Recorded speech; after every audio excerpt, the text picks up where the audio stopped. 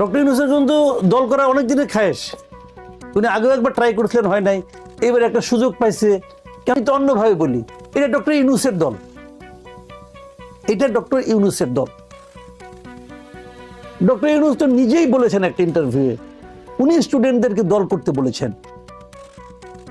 এই ছাত্ররা দল করতে চায় নাই, উনি বলেছেন তোমরা দল করো। বলেছেন না? বলেছেন তো।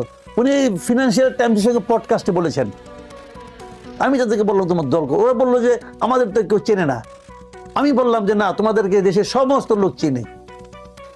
উনি ভার্চুয়ালি দল করতে বলেছেন, এবং সেই দলের দায়িত্ব নেওয়ার জন্য উনি উনার ক্যাবিনেট থেকে একজনকে পাঠিয়েছেন যে তুমি যাও বাবা, তুমি যে এই দলটাকে হ্যান্ডেল করো। তাহলে সবাই জানে এটা ওনার দল, ওনাকে তো পকেট থেকে টাকা বের করে দিতে হয় না, দেওয়ার মতো লোকের অভাব নেই দেশে, যা নাকি ওনার নেক